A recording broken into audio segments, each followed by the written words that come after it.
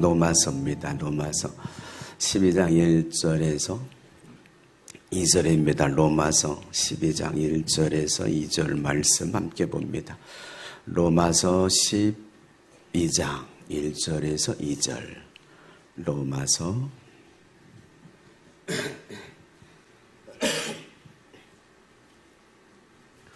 찾아주시면 아멘. 더 큰 소리로 아멘. 자, 함께 읽겠습니다. 시작.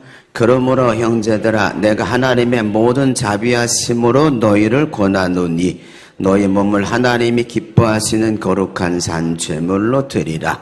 이는 너희가 드릴 영적 예배니라. 너희는 이 세대를 본받지 말고 오직 마음을 새롭게 함으로 변화를 받아 하나님의 선하시고 기뻐하시고 온전하신 뜻이 무엇인지 분별하도록 하라.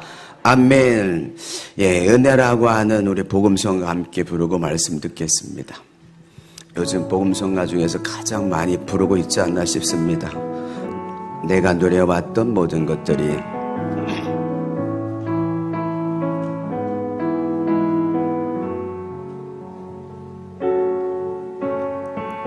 누려왔던 모든 것들이 지나왔던 모든 시간이 내가 걸어왔던 모든 순간이 당연한 것 아니라 은혜였소.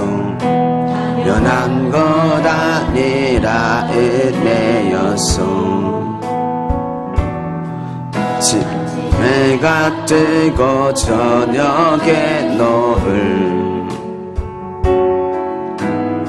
꽃향기와 가을의 열매 변하는 계절의 모든 순간이 당연한 것 아니라 은혜여서 모든 것이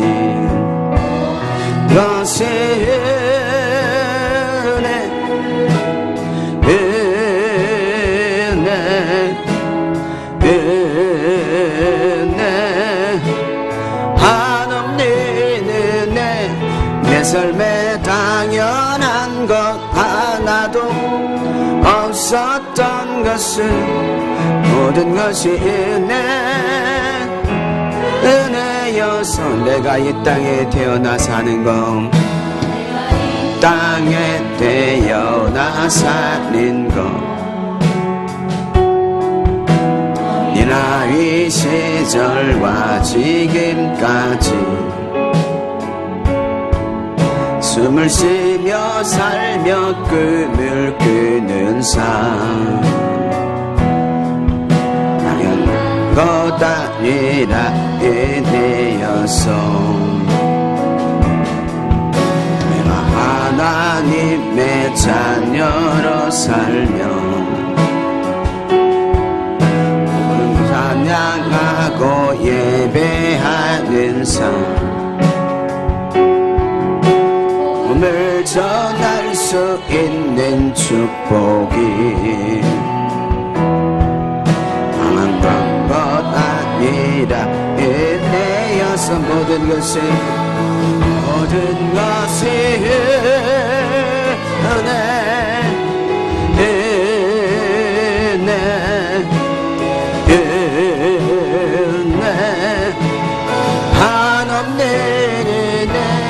내 삶에 당연한 것 하나도 없었던 것은 모든 것이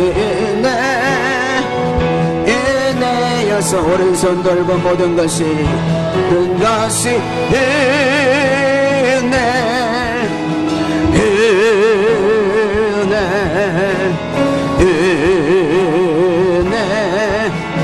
한없는 은혜 내 삶에 당연한 것 하나도 없었던 것은 모든 것이 은혜 다시 한번 모든 것이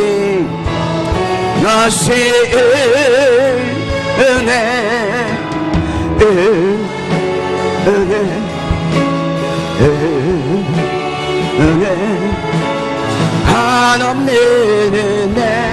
내 삶에 당연한 것 하나도 없었던 것은 모든 것이 은혜 다시 한번 가슴에 손 얹고 모든 것이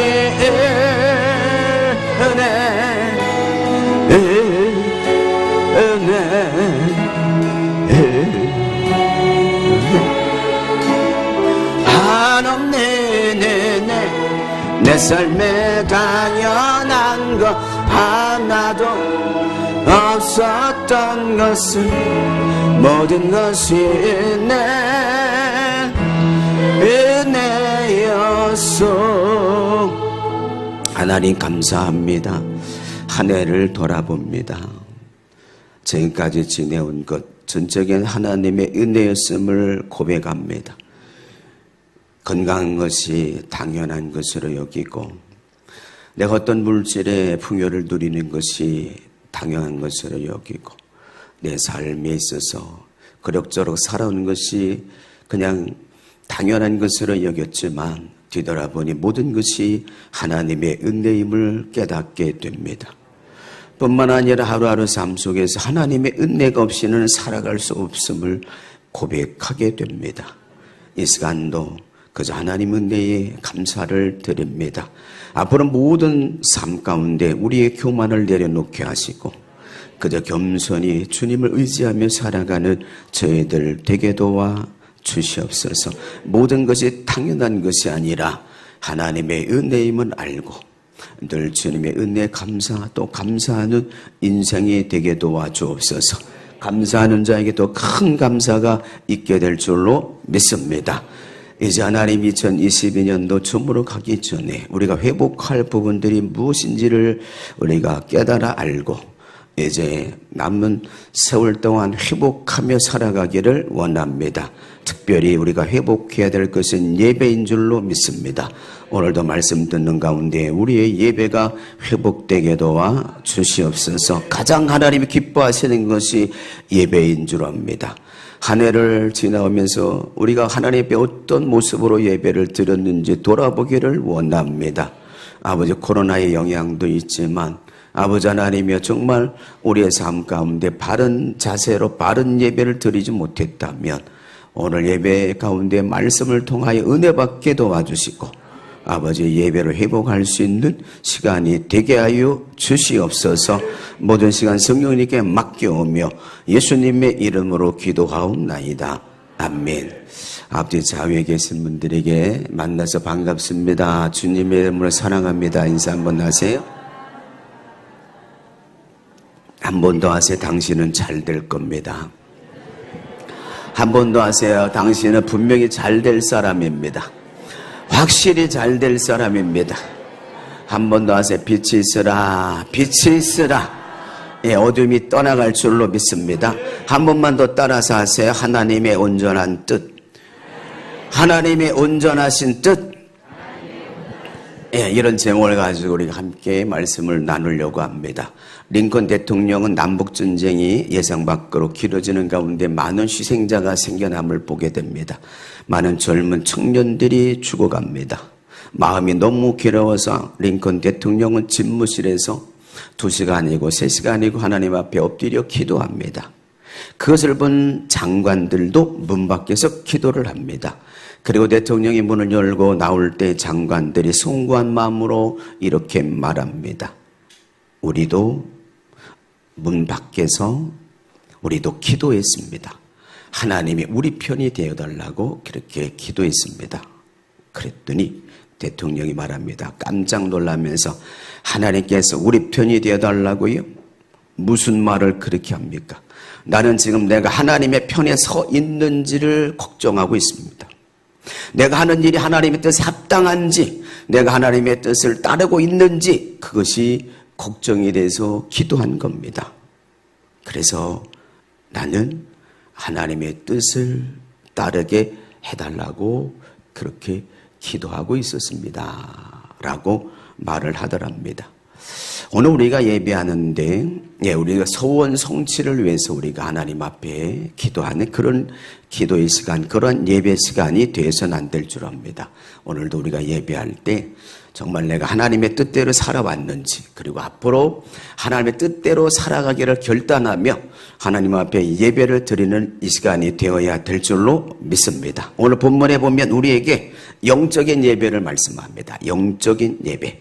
요한복음 4장 23절 24절에 보면 하나님은 이렇게 예배하는 자를 찾으신다라고 말씀합니다. 예배하는 자들은 영과 진리로 예배할 때가 오나니 이때라 아버지께서는 자기에게 이렇게 예배하는 자를 찾으시느니라. 하나님은 영이시니 예배하는 자가 영과 진리로 예배할지니라. 영과 진리로, 영은 성령으로 드리는 예배를 말합니다. 진리는 예수의 이름으로 드리는 예배를 말합니다. 여러분, 찬양 가사가 아무리 좋고 찬양을 부를 때 아무리 장엄해도 성령이 함께하지 않는 찬양이라면 하나님께서 기쁘게 받으실 수가 없어요. 기도 내용이 아무리 좋아도요, 예수의 이름으로 기도하지 않으면 하늘의 상달이 되지 않아요. 설교 내용이 아무리 좋아도요, 하나님의 영 성령이 임재하지 않는다면 그것은 설교라고 말할 수 없어요. 여러분, 우리가 하나님의 예배를 드릴 때 성령으로 드려야 돼요. 우리가 예수의 이름으로 우리가 하나님의 예배를 드릴 때 하나님께서 기쁘게 받으시는 줄로 믿습니다. 예배는 의식이 중요한 게 아닙니다. 어떤 형식이 중요한 거 아닙니다. 성령으로 드리는 게 중요해요. 예수의 이름으로 드리는 것이 중요합니다. 이사야서 1장에 보면 소는 그 임자를 알고 나귀는 그 주인을 알건만 내 백성은 나를 알지 못하는도다. 너희들이 가져오는 죄물 이제 질렸다 가져오지 마라. 나는 너희들의 기도를 받지 않는다. 너희들은 마당만 밟고 갈 뿐이다. 온갖 죄를 짓고 하나님 앞에 무수한 죄물을 드려, 제사를 드려 하나님이 안 받으신다는 것. 여러분, 우리가 하나님 앞에 어떤 의식이 중요한 거 아닙니다. 하나님은 영이시기 때문에 성령으로 예배를 드려야 하나님이 기쁘게 받으십니다. 그래서 여러분이 이렇게 예배를 오시면 그냥 예배 드리는 게 아니고 성령님을 초청해야 됩니다. 성령님, 이곳에 임하시옵소서. 성령님, 내게 임하여 주옵소서. 성령이 임할 때 회개가 나와요. 한동안 살았던 죄를 회개하고 그리고 하나님 앞에 예배를 드려야만 하나님께서 기쁘게 받으시는 줄로 믿습니다. 또한 성령이 임하셔서 오늘 말씀에 은혜 받게 하시고 성령을 통하여 주님을 만나는 시간이 되게 해달라고 그렇게 기도하고 예배를 드려야 성령님의 역사가 있습니다. 그래야 예배를 드린다라고 말할 수 있습니다. 그냥 와서 대충 예배 드리고 가면 아무 의미가 없어요. 그냥 자리만 따뜻하게 해놓고 가는 거예요. 그런 예배는 1000번, 10,000번을 드려도 아무런 소용이 없습니다. 오늘 예배를 드리는 우리에게 이렇게 말씀합니다. 너희 몸을 하나님이 기뻐하시는 거룩한 산제사로 드리라 라고 오늘 본문에 말씀합니다. 산제사로 드리는 예배가 무슨 예배입니까? 산제사로 드리라는 말이 무슨 말입니까? 첫째로 순종의 제물이 되라는 겁니다. 순종의 제물. 창세기 12장 1절에서 3절까지 보면 하나님께서 아브라함을 불러요. 너는 본도 친척 아베 집을 떠나 내가 지시할 땅으로 가라. 내가 너를 네 큰 민족을 이루고 내게 복을 주어 내 이름을 창대케 하리니 너는 복의 근원이 될지라. 너를 축복하는 자를 축복하고 너를 저주하는 자를 저주하리라. 땅의 모든 족속이 너로 말미암아 복을 얻을 것이라. 이렇게 말씀해요. 하나님께서 아브라함에게 자손의 복, 땅의 복을 말씀하며 또한 복의 근원이 될지라라고 말씀합니다. 하나님께서 아브라함에게 말씀하셨을 때 아브라함은 떠나요. 갈대우를 떠나요. 본토 친척집을 떠나요. 하나님께서 말씀하셨을 때 순종하고 떠나요. 11에서 11장 8절에 보면 장래 유업으로 받을 땅에 나갈새 갈 바를 알지 못하고 떠났다라고 말씀해요. 하나님께서 지시한 땅이 어디인지를 정확히 알지 못했지만 아브라함은 순종하고 갈대아 우르를 떠납니다. 이때 나이가 75세입니다. 친척, 고향을 떠난다는 것은 너무너무 어려운 사실이에요. 그럼에도 불구하고 아브라함은 순종하고 떠납니다. 하나님의 음성을 듣지 못한 주위의 사람들은 아브라함에게 정신당한 사람이라고 말했을 겁니다. 그럼에도 불구하고 모든 생업을 내려놓고 그리고 하나님께서 지시할 땅이 어딘지 모르지만 믿음으로 떠나는 것을 보게 됩니다. 하나님께서 땅과 자손의 복을 말씀하셨을 때 그저 하나님의 음성을 듣고 어딘지 모르지만 순종했던 것을 보게 됩니다. 순종은 내려놔야 순종이 가능해요. 모든 것 버려야 순종이 가능해요. 모든 것을 내려놓고 모든 것을 포기할 때에 순종이 가능한 줄로 압니다. 아브라함은 갈대우르에서 자기 생업을 내려놨어요. 모든 것을 포기하고 그저 하나님 말씀만 붙들고 떠나게 된 줄로 믿습니다. 창세기 22장에 가보면 백세의 아들이 있습니다. 백세의 아들. 그 아들을 하나님께서 모리아산의 번제로 드리라고 그래요. 그냥 아들이라고 말하지 않고 내 아들, 독자 이삭을 모리아산에 가서 번제로 드리라고 합니다. 그 음성을 들었을 때 아브라함은 순종합니다. 다음날 새벽에 이삭을 깨워요. 그리고 두 사원에게 장작을 지우게 하고 그리고 하나님께서 지시한 산 모리아산을 향해 갑니다. 3일길입니다. 모리아산 앞에 가서 도정했을 때 사환들에게 거기에서 머무르게 하고 사환들이 지고 왔던 장작을 이삭에게 지우게 하고 그리고 아브라함은 손에 칼과 불을 들고 그리고 산 위로 올라가요. 그리고 그곳에서 제단을 쌓고 그리고 이삭을 묶어서 제단에 올려놓고 칼을 들어 칩니다.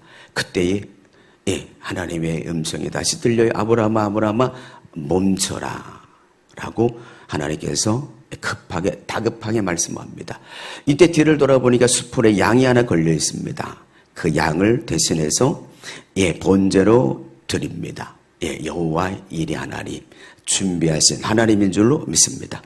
여기서 아브라함의 순종으로 드린 예배가 바로 산제사로 드리는 예배입니다. 우리가 오늘도 하나님 앞에 예배를 드릴 때 하나님은 살아있는 예배 산제사로 하나님 앞에 예배를 드리라고 말씀합니다. 어떠한 말씀을 하시든지 순종하고자 하는 그런 마음을 가지고 여러분이 예배를 참석해야 될 줄로 믿습니다. 오늘도 하나님께서 내게 어떤 말씀을 하시든지 아멘 그렇게 하겠습니다 라는 마음으로 예배를 드려야 될 줄로 압니다. 정말입니다. 우리 가운데에 여러분 순종이 없다면 우리의 삶에 아무런 역사가 있을 수 없어요. 우리는 복을 받기를 원합니다. 아브라함처럼 복을 받기를 원해요. 순종 없이 어떻게 복을 받을 수 있겠습니까? 아브라함은 75세의 고향을 떠났어요. 더더욱 순종하기 어려웠던 100세에 낳은 아들을 모리아산에 가서 번제로 드리라고 할 때에 아브라함은 순종한 것을 보게 됩니다. 그래서 창세기 22장 16절 이하에 보면 하나님께서 내가 이같이 준행하였으므로 내가 내게 복을 주고 내 씨로 말미암아 천하 만민이 복을 받게 하리라 라고 말씀합니다. 사랑하는 성도 여러분이요, 왜 하나님께서는 그렇게 어려운 시험을 할까? 왜 하나님께서는 그렇게 어려운 순종을 우리에게 요구할까요? 시험은 어려워요. 모든 시험이 어려워요. 이 딱 학생들 시험 치는 거 얼마나 어렵습니까? 우리도 제자 훈련하면서 시험을 봅니다. 믿음 반 12주, 제자 반 12주, 리더 반 12주, 제자 훈련에. 그런데 육과가 끝나고 나면 그러면 시험이 있습니다. 그런데 제가 시험을 안 보기로 했어요. 왜 안 보기로 했냐면 시험 들까 봐. 제가 학교 다닐 때 워낙 공부를 안 했거든요. 시험 볼 때면 얼마나 스트레스를 받는지 몰라요. 그러니까 이거 하다가 시험 치르다가 시험 들고 포기할까 봐. 그래서 시험을 안 봅니다. 하나님께서 우리 각 사람을 시험합니다. 학교 시험은 커녕 할 수도 있을 수 있어요. 근데 하나님께서 우리 각 사람에게 시험하는 것은 커녕 할 수 없어요. 그러니까 보고 어떤 문제를 해결할 수 있는 게 아니에요. 당신이 이런 문제를 가지고 해결했으니까 나도 아니 그렇지 않아요. 하나님께서 주시는 시험은 각자가 다 다를 수 있어요. 그리고 그것은 오직 자기가 해결해야 될 문제예요. 오직 하나님과 1대1의 관계예요. 그 문제를 해결하기 위해서는 하나님 앞에 엎드려야 돼. 그리고 순종해야 돼. 그래야만 여러분 자신의 문제들을 해결해 갈 수 있습니다. 그런데 왜 하나님께서 어려운 시험을 할까요? 아브라함에게 100세 낳은 아들을 여러분 모리아 산에 가서 번제를 드리라고 할 때 번제를 드린다는 게 어떻게 드리는 것이 알잖아요. 예? 잡아서 각을 떠서 불로 태워드리는 제사예요. 여러분 이 시험을 하나님께서 아브라함에게 하셨어요. 근데 아브라함은 이 시험을 통과합니다. 히브리서 11장에 보면 죽은 자 가운데 다시 살릴 것을 믿었기 때문에 아브라함은 순종할 수 있었어요. 그 믿음이 있었기 때문입니다. 우리 각자에게 하나님께서 시험을 하는데 그 시험이 결코 쉽지 않다는 거죠. 그런데 왜 하나님께서는 우리에게 그런 시험을 하냐는 거예요. 예? 너희가 여러 가지 시험을 만나거든 온전히 기쁘게 여기라. 이는 너희의 믿음이 시련이 인내를 만들어내는 줄 알미라. 인내를 온전히 이루라. 이는 너희로 인하여 온전하여 온전하게 합니다. 그러니까 하나님께서 우리에게 시험하는 것은 우리를 온전하게 하기 위해서 시험을 한다는 거예요. 또다시 말하면 하나님께서 우리에게 성숙하게 하기 위해서, 또 다른 말로 말하면 우리에게 복을 주시기 위해서 하나님은 시험을 합니다. 여러분 우리가 평상시에 잘 나갈 때, 잘 될 때에는 다 웃어요. 예, 행복해요. 할렐루야 합니다. 그런데 막상 시험이 오면 그 사람이 정말 믿음이 있는 사람인지를 알 수 있어요. 여러분 하나님께서 우리에게 시험하려고 할 때는 거기에 분명히 하나님의 뜻이 있습니다. 그래서 여러분에게 시험했을 때 그때도 웃을 수 있기를 바랍니다. 그때도 할렐루야 할 수 있기를 바랍니다. 여러분 우리에게 하나님이 주시는 시험은 반드시 복과 연결이 되어 있어요. 하나님의 기적을 체험하는 놀라운 체험하는 순간이 될 수 있습니다. 힘들지만 순종할 수 있기를 바랍니다. 여러분 아브라함이 이와 같이 순종을 통해서 하나님께서 그 순종을 받으시는 거예요. 예배는 어떤 형식보다도 아브라함이 가졌던 그 하나님에 대한 순종하는 생활, 믿음으로 드렸기 때문에 그 예배를 통해서 하나님은 산 예배다, 살아있는 예배다, 산 제사를 드렸다라고 말씀합니다. 이런 아브라함 같은 제사, 아브라함 같은 예배가 저와 여러분에게 있어야 될 줄로 믿습니다. 두 번째로 산 제물로 드리는 것은 거룩한 삶을 살라는 거예요. 이스라엘 백성들이 하나님 앞에 제사를 드리러 오게 되는데 인간이 죄를 짓고 제사를 드려올 때는 자기가 죄를 졌지만 짐승을 끌고 와서 짐승에게 죄를 전가시켜서 짐승이 대신 죽었습니다. 그 제물은 자신의 죄를 대신 지고 속죄하는 속죄 제물입니다. 구약의 제물은 살아있는 것이라야 됐고 반드시 흠이 없는 소나 양이나 염소나 비둘기로 드렸어요. 속죄일에 7월 10일 속죄일에 흠 없는 짐승을 잡아가지고 피를 가지고 대제사장이 번제단을 지나 물도멍에서 씻고 지성소를 지나서 지성소에 들어가서 피를 뿌림으로 말미암아 백성의 죄를 대신했습니다. 그런데 신약에 와서는 아무 흠이 없으신 예수님께서 친히 십자가에서 우리의 죄를 대속하신 줄로 믿습니다. 히브리서 10장 12절에 염소와 송아지 피로 하지 아니하고 오직 자기의 피로 영원한 속죄를 이루사 단번에 성소에 들어가셨느니라. 10장 19절 20절에 그러므로 형제들아 우리가 예수의 피를 힘입어 성소에 들어갈 담력을 얻었나니 그 길은 우리를 위하여 휘장 가운데 열어놓은 새로운 살 길이요 휘장은 곧 그의 육체이라. 예수님께서 십자가에서 몸찍여 피 흘려 죽었을 때 성소와 지성소에 있는 휘장이 갈라졌어요. 이때부터 만인 제사장 누구나 지성소에 들어갈 담력을 얻게 됐습니다. 그래서 우리는 택하신 족속이요 왕같은 제사장이요 거룩한 나라요 그의 소유된 백성이니. 그러니까 목사만 제사장이 아니라 여러분 모두가 예수 믿는 여러분이 왕같은 제사장들인 줄로 믿습니다. 그러니까 누구나 이렇게 성전에 들어와서 마음껏 하나님을 예배할 수 있는 거예요. 지성소에 들어올 수 있는 은혜가 우리 예수 그리스도를 통해서 주어진 줄로 믿습니다. 십자가에서 주님께 단번에 피 흘려 죽으심으로 우리의 죄를 해결해 주셨습니다. 그러므로 여러분의 성전에 올 때 예수의 이름으로 오는 거예요.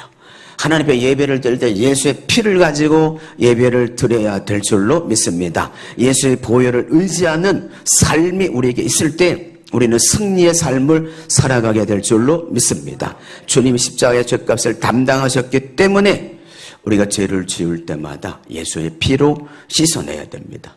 물 가지고 해결 안 됩니다. 불 가지고 우리의 죄 해결할 수 없어요. 오직 예수의 피로만 가능한 줄로 믿습니다. 주의 피가 우리를 정결하게 합니다. 주의 피가 우리를 성결하게 합니다. 오늘 본문에 자기의 몸을 산 제사로 드리라고 하는 것은 예수의 피를 힘입어 우리의 삶을 살아가는 겁니다. 날마다 예수의 피를 힘입어 성결하게 살다가 우리가 주님 앞에 나와야 될 줄로 압니다. 우리의 몸은 하나님의 성전이라고 말합니다. 너희가 하나님의 성전인 것과 하나님의 성령이 너희 안에 계신 것을 알지 못하느냐. 누구든지 하나님의 성전을 더럽히면 하나님께서 그를 멸하시리라. 하나님의 성전을 거룩하니 너희도 그러하리라. 예, 우리는 거룩한 삶을 살아야 됩니다. 여러분, 지난 한 주간 어떤 삶, 어떻게 살아왔습니까? 정말 하나님께서 원하시는 그런 거룩한 삶을 살았습니까? 베드로전서 1장 15, 16절에 오직 너희를 부르신 거룩한 이처럼 너희도 모든 행실에 거룩한 자가 되라. 기록되었으되 내가 거룩하니 너희도 거룩할지니라. 거룩이라는 말은 성결하다 또는 구별하다 그런 뜻이 있습니다. 우리는 세상 사람들로부터 구별된 백성이에요. 세상 사람들처럼 그렇게 살면 안 됩니다. 우리는 이 땅에서 하나님께서 구별해서 이 땅에 살아가는 날 동안 하나님의 영광을 위해서 살아가도록 우리를 구별한 성도들인 줄로 믿습니다. 우리의 성도의 삶은 거룩해야 돼요. 오늘 본문에 보면 거룩한 산 제사로 드리라고 말씀합니다. 한 주간을 여러분이 어떻게 살아왔는지 저는 모르지만 주님은 잘 알고 있습니다. 사랑하는 성도 여러분이요, 우리가 날마다 삶 속에서 하나님 말씀에 순종하고 예수의 이름으로 마귀를 대적하고 죄를 멀리하고 죄를 씻어내고 성결한 삶을 통해서 하나님께 영광을 돌리는 삶을 살다가 예배를 드릴 때 그 예배를 하나님께서 받으실 줄로 믿습니다. 이것이 산제사, 산죄물로 드리는 영적 예배입니다. 사랑하는 성도 여러분요, 오늘도 이 드리는 예배가 하나님 앞에 산제사로 드려지는 영적 예배가 되기를 주의 이름으로 축복합니다.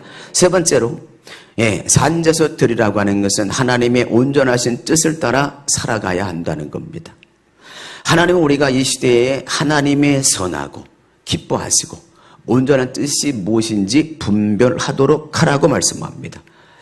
이 땅에 살아가는 날 동안 하나님의 뜻이 무엇인지를 분별해서 하나님의 뜻대로 살아가라고 말합니다. 우리 주한이 학생이 학생회장, 총학생회장인데 올해 그 할로윈 축제를 안 하겠다 이렇게 선언했다 그래요. 네. 왜 안 하려고 했을까요? 네. 마개들의 축제, 하나님의 뜻이 아니니까. 내가 학생회장이니까, 총학생회장 안 해 올해는. 그래서 안 했대잖아요. 하나님의 뜻이 안 하는 거니까. 네? 여러분, 우리가 하나님의 뜻을 알지 못하면 내 뜻대로 살아가요. 잠언서 16장 25절에 어떤 길은 사람이 보기에 바르나 필경은 사망이니라. 여러분, 육신의 생각은 사망이에요. 영의 생각은 생명과 평안이니라. 내 생각과 너희 생각이 다르면 내 길과 너희 길이 다르다. 이는 땅이 하늘보다 높음 같이 내 길이 너희 길보다 높고 내 생각이 너희 생각보다 높으니라. 여러분, 우리는 하나님의 뜻을 알고 하나님의 뜻을 따라 살아가야 돼요. 여러분, 내 생각, 육신의 생각은 사망이에요. 우리의 인간의 생각 자체가요, 우리의 마음이 악합니다. 창세기 6장에 보면 마음으로 생각하는 모든 것이 악할 뿐이라 라고 말하고 있습니다. 그러니까 우리의 생각 자체가요, 우리의 마음으로 생각하는 것이 인간의 생각과 마음은 악입니다. 악 자체입니다. 얼마나 우리가 여러분 악한 생각으로 사는 줄 몰라요. 그러니까 우리 인간의 생각대로 살면 결국 멸망할 수밖에 없어요. 그러니까 우리는 성령을 받아야 되고 성령으로 살아가야 됩니다. 그래야 우리가 하나님의 뜻을 알고 하나님의 뜻대로 살아갈 수 있습니다. 우리가 하나님의 뜻을 알 수 있는 여러 방법이 있습니다. 첫째, 기도할 때 하나님의 뜻을 알 수 있어요. 예. 우리가 다니엘 기도회 가운데 목사님의 이름이 온성도 목사님이에요. 예. 통일선교교회 선교사입니다. 중국에 북한에서 이제 탈북민들을 이제 섬기는 그런 사역을 하는데, 탈북민들이 이제 워낙 많으니까 한국에서 이제 그 사람들을 이제 섬기고 제자 훈련시키기 위해 가지고 이렇게 여러 지역에다가 탈북민들을 모아놓고 이제 그들을 섬기는 거야. 그리고 그들에게 제자 훈련을 해요. 그리고 그들이 또 다시 이제 북한에 들어가서 복음을 전하기도 하고 그러는데, 그런데 이제 공안에 중국에서 체포당해서 거기 보낼 선교사가 없어요. 그러니까 이 온성도 목사님이 기도를 합니다. 하나님, 거기에 지금 사역자가 없습니다. 사역자를 보내주세요. 어떻게 하면 좋겠습니까? 그렇게 기도했더니 하나님께서 뭐라고 그러셨다 그래요? 네가 가라. 네가 가라. 그러니까 우리가 하나님의 뜻을 어떻게 알 수 있느냐? 기도할 때 가르쳐 주시는 거예요. 가르쳐 주는 거예요. 다윗 왕이 이제 통일왕국을 이루고 그리고 났는데 블레셋이 전쟁을 쳐들어와요. 전쟁이 시작됐습니다. 다윗이 하나님 앞에 기도해요. 하나님 어떻게 할까요? 전쟁에 올라갈까요 말까요? 싸울까요 말까요? 기도했더니 하나님께서 올라가라. 내가 함께 할게. 그래서 전쟁이 시겨요. 또다시 블레셋 2차 공격해 와요. 또다시 엎드려요. 그랬더니 이번에는 나가 싸우라 그러지 않아요. 뽕나무에 걸음 걷는 소리가 들리거든 그때 나가라. 그런데 내가 먼저 나가 싸울 것이다. 기도했더니 이렇게 하나님께서 가르쳐줘요. 우리가 하나님의 뜻을 이 땅에 살아가면서 어떻게 할 수 있느냐? 이렇게 기도할 때 알 수 있다는 거예요. 두 번째로 우리의 마음의 소원을 하나님이 두시고 그래서 알 수 있어요. 빌보서 2장 13절에 너희 안에 행하시는 이는 하나님이시니 자기의 기쁘신 뜻을 위하여 너희로 소원을 두고 행하게 하시나니. 어떤 일을 하려고 하는데 너무너무 기뻐요. 계속 하고 싶어요. 그게 하나님의 뜻입니다. 근데 어떤 일을 하려고 하는데 기도를 해도 계속 답답해. 이거는 하나님의 뜻이 아니에요. 하나님께서 우리에게 마음의 소원을 두시고 그렇게 하나님 기뻐하실 때 그게 하나님의 뜻인 걸 우리가 알 수 있어요. 세 번째, 꿈이나 환상을 통해서 하나님의 뜻을 알 수 있습니다. 사도행전 16장에 보면 바울이 아시아에 가서 복음을 전하기를 원했는데 계속 막혀. 근데 밤에 꿈의 환상 가운데에 마게도냐 사람 하나가 환상 가운데 우리를 와서 도와달라고 환상 가운데 바울을 콜합니다. 그러니까 바울이 아하, 유럽으로 가라는 것이 하나님의 뜻이구나. 그리고 환상을 보고 그리고 유럽으로 가요. 그래서 마게도냐 첫 성이었던 빌립보 지방에 가서 이제 루데라고 하는 자주장사를 만나서 복음을 전하게 되고 그 가족이 예수를 다 믿게 되고 그리고 가정이 이제 교회가 세워지는데 그게 유럽의 첫 번째 교회 빌립보 교회입니다. 그러니까 이렇게 환상과 꿈을 통해서 하나님의 뜻을 알게 하는 것을 보게 됩니다. 네 번째로 상담을 통해서 하나님의 뜻을 알게 돼요. 목회자나 어떤 셀리더나 기도를 많이 하는 사람들에게 물어서 상담을 통해서 하나님의 뜻을 알기도 합니다. 마지막으로 환경을 통해서 알게 돼요. 환경이 계속 나를 몰고 가요. 기도하면 하나님이 계속 몰고 가요. 그래서 하나님의 뜻을 알게 합니다. 이와 같이 여러 방법을 통해서 우리가 하나님의 뜻을 알 수 있습니다. 예. 성도 여러분이요. 여러 방법을 통해서 하나님의 뜻을 알아야 우리가 이 시대를 본받지 않고 살아갑니다. 오늘 이렇게 말합니다. 2절에 보면 이 시대를 본받지 말라 그래요. 왜 이 시대를 본받지 말라 그럴까요? 마태복음 16장 4절에 보면 이 시대는 악하고 음란하다고 말해요. 악하고 음란한 세대가 표적을 구하나 요나의 표적밖에는 보여줄 표적이 없느니라. 이 시대는 악하다는 거예요. 그 조연수라고 하는 사람, 그 이은혜라고 하는 사람이 그 폭포에 들어가지고 보험금 8억 타먹으려고 죽였잖아요. 무기징역 받고 그랬잖아요. 여러분 이렇게 사람을 폭행하고 사람을 죽이고 살인을 저지르는 이런 거 우리는 악하다고 말해요. 근데 실제적으로 여러분 성경에서 영적으로 악하다고 말하는 것은 하나님이 없는 삶이 악한 거예요. 하나님 없는 삶 자체가 악입니다. 사랑하는 성도 여러분, 하나님이 없이 살면 늘 여러분 야망 가운데 살아요. 탐욕으로 물든 삶을 살아갑니다. 좋은 대학, 좋은 직장, 좋은 집, 좋은 자동차, 땅 한 평 더 사고, 이런 것들이 나쁘다는 게 아니에요. 그러나 그런 것들 가운데 하나님이 없다면 그게 악이에요.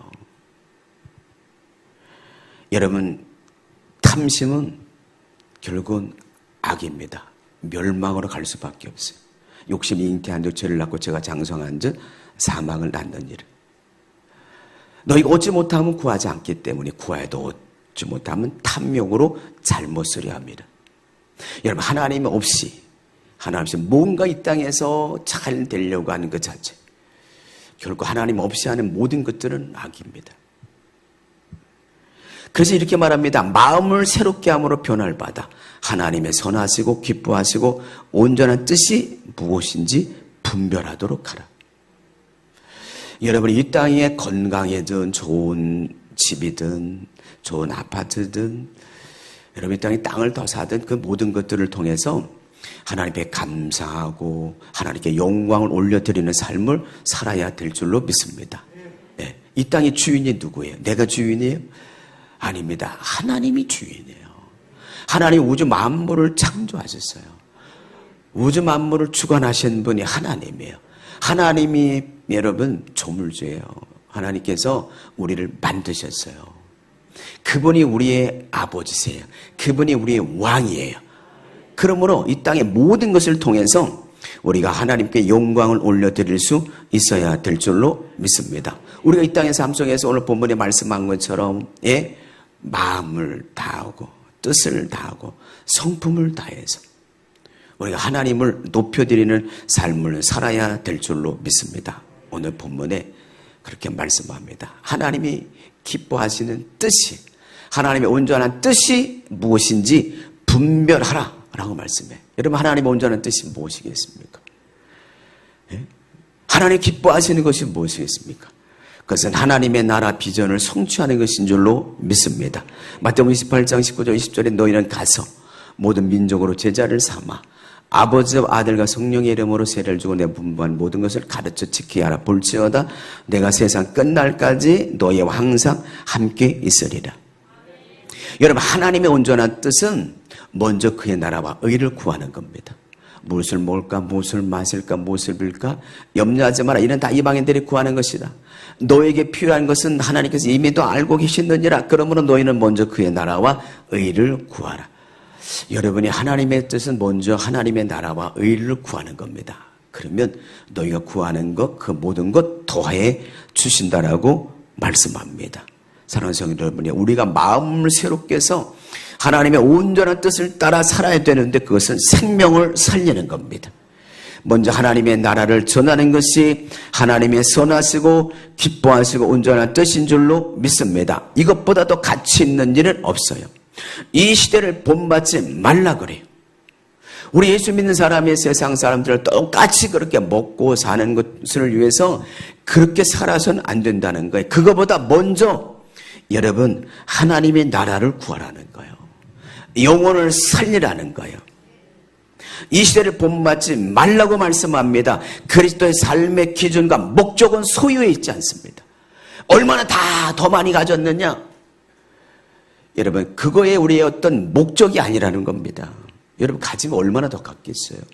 이 땅에 잘 먹으면 얼마나 더 잘 살겠습니까? 네? 하루 밥 세 끼 먹는 건 똑같잖아요. 여러분, 가정에 사랑이 있으면 행복합니다. 큰 집에 산다고 행복한 거 아니잖아요. 그리스도의 사랑이 있으면 행복합니다. 여러분, 하나님의 뜻을 따라 사는 사람이 가장 행복한 사람이에요. 하나님 나라에 구원받고 거듭난 우리의 기준은 오직 예수 그리스도가 되어야 될 줄로 믿습니다. 예수 믿고 난 그리스도인의 의식은 세부대 의식을 가져야 돼요.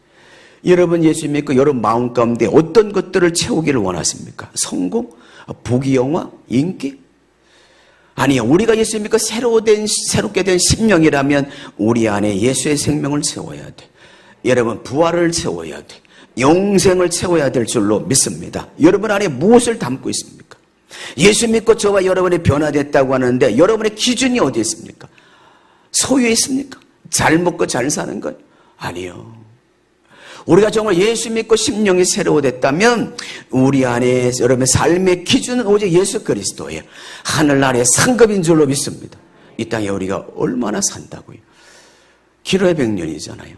제가 예언하는데 여러분 가운데 안 죽을 분이 한 분도 없습니다. 다 죽어요. 그냥 이 땅에 썩어질 것들, 그것을 위해 사는 거예요. 그러나 영원한 것이 있습니다. 여러분, 예수 믿어야 영원히 살아요. 여러분, 예수 안 믿는 가정 누가 살릴 건데? 이 땅에 가장 가치 있는 일이 돈일까요? 명예일까요? 인기일까요? 어제 간증 들었잖아요. 이 땅이 영원한 것은 영원한 생명이에요. 부활입니다. 우리 예수 믿고 여러분 변화돼서 우리가 하나님의 온전한 뜻, 하나님이 기뻐하시는 것, 그건 여러분 영혼 구원하는 거예요. 아브라함이 세상에 있는 가치를 내려놓을 때 갈대우를 떠날 수 있었어요. 아브라함은 갈대우에서 우상을 깎아 만들어서 먹으며 풍성한 삶을 살던 사람이에요. 그거 포기했기 때문에 하나님의 말씀을 듣고 그리고 그 말씀에 순종할 수 있었어요. 우리가 여러분 세상 것 여러분 포기하지 않으면, 내려놓지 않으면 순종하기 어려워요. 그렇다고 우리가 포기한다고 여러분 하나님께서 우리 가난하게 살게 할까요? 아니요. 더 풍성하게 하실 줄로 믿습니다. 마음이 중요한 거예요. 마음. 하나님 말씀하시면 언제든지 아멘, 제가 그렇게 살겠습니다, 주님 따르겠습니다, 이런 순종의 각오가 있을 때 하나님께서 우리를 더 풍성케 하실 줄로 믿습니다. 누가복음 23장에 보면 아무든지 나를 따라오려거든 자기를 부인하고 자기 십자가를 지고 나를 따르라고 말씀해요. 누가복음 9장 59절에서 62절에 보면 나를 따르라 그랬더니 어떤 사람이 이렇게 말합니다. 부친을 장사하고 주님 따르겠습니다 그랬더니 죽은 자는 죽은 자들로 장사하게 하고 너는 가서 하나님의 나라를 전파하라.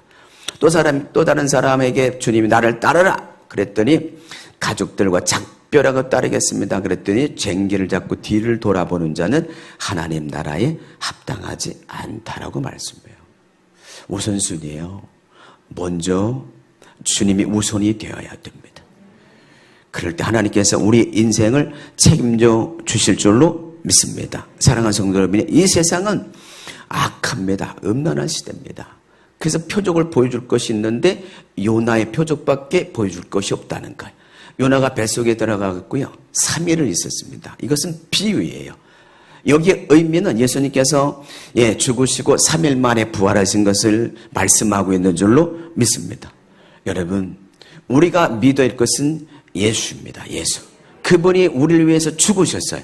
그리고 그분이 3일 만에 부활하신 줄로 믿습니다. 우리는 예수로 죽고 예수로 다시 살 자들입니다. 영원히 다시 살 수 있는 길은 예수밖에 없습니다. 예수님이 여러분 하늘 보좌를 버리고 이 땅에 오실 때 예수님 이 땅에 오신 목적은 빵을 위해서 오신 분이 아닙니다. 그분이 이 땅에 오신 것은 우리에게 배불리 먹으려고 오신 게 아니에요. 그분이 하늘 보좌를 버리고 이 땅에 오신 것은 우리의 죄의 문제를 해결해 주시기 위해서 오신 줄로 믿습니다. 죄인은 여러분 영원한 멸망을 받을 수밖에 없어요. 근데 하나님은 너무너무 우리를 사랑하세요. 우리를 다 구원하길 원해요. 그래서 하나님께서 독생자 아들을 이 땅에 보내주신 줄로 믿습니다. 누구든지 예수 믿으며 구원받고 영생을 얻게 될 줄로 믿습니다. 주님이 이 땅에 오신 목적은 예수님 자신의 어떤 뜻이 아니라 아버지의 뜻을 이루기 위해서 오셨습니다.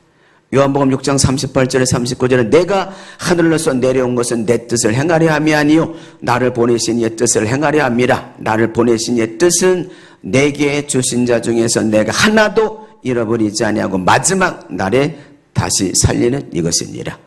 예수께서 이 땅에 오신 것은 자신의 뜻이 아니라 아버지의 뜻을 위해서 오셨는데 그 아버지의 뜻은 마지막 날이 살리는 거예요. 그래서 예수님이 아버지 뜻을 행하기 위해서 십자가에서 죽으셨다니까요. 우리 인간의 죄를 다 그분이 대신 뒤집어 쓰셨어요. 그래야만 우리를 살릴 수 있기 때문에. 예수님이 이 땅에 오신 것은 섬김을 받으러 온 것이 아니라 도리어 섬기려 하고 많은 사람들을 위해서 자신의 목숨을 대속물로 주려 합니다. 그분은 죽으러 오셨어요. 아버지의 뜻은 뭐예요? 예수님이 이 땅에 오셔서 우리의 죄를 대신하고 죽는 거예요. 그러나 죽음으로 끝난 것이 아니라 하나님께서 그를 3일 만에 부활하신 줄로 믿습니다. 요한복음 6장 40절에 내 아버지의 뜻은 아들을 보고 믿는 자마다 영생을 얻는 이것이니 마지막 날에 내가 이를 다시 살리리라 하시니라. 예수 믿는 자는 마지막 날에 부활해요. 마지막 날에 살아요. 영원한 영생에 들어가요. 이 시대는 악합니다. 음란한 시대입니다. 여러분, 죄 용서함 받고 영생을 얻을 수 있는 유일한 길은 예수밖에 없습니다. 사랑하는 성도 여러분요, 날마다 예수의 피를 힘입고 이 땅의 삶 속에서 예수의 이름으로 마귀를 대적하고 예수의 이름으로 날마다 승리하는 삶을 사시기를 주의 이름으로 축복합니다. 뿐만 아니라 이제는 영혼을 살리고 세우는 일을 해야 됩니다. 이것이 아버지의 온전한 뜻이에요. 여러분, 제자 되고 제자 삼는 사역해야 됩니다. 예수님께서 내가 떠나는 것이 유익이라. 내가 떠나가지 않으면 그대로 있지만 떠나가면 부에서 성령을 보내줄 것이다. 예수님이 떠나시고 성령을 보내주셨어요. 그 성령을 받은 초대교회 성도들이 가르치고 전파하고 병을 고치는 일을 했습니다. 예수님은 공생애를 마치면서 떠나가고 성령을 보내주시고 초대교회 성도들이 성령 받고 가르치고 전파하고 병을 고치는 일을 했어. 이제 누가 해야 되는 거예요? 이제 우리가 해야 되는 거예요. 우리가 성령 받고 가르치고 전파하고 병을 고치고 이걸 우리에게 맡겨주신 줄로 믿습니다. 그래서 우리를 통해서 또 다른 영혼들을 살리고 세우는 일을 우리에게 하라고 맡겨주셨어요. 오직 예수의 이름으로 성령 충만한 가운데 이 일을 감당해야 될 줄로 믿습니다. 이것이 하나님께서 기뻐하시고 하나님의 온전한 뜻입니다. 이제 예수 믿는 여러분들이 나가서 한 영혼을 세우고 살리는 일에 앞장서야 될 줄로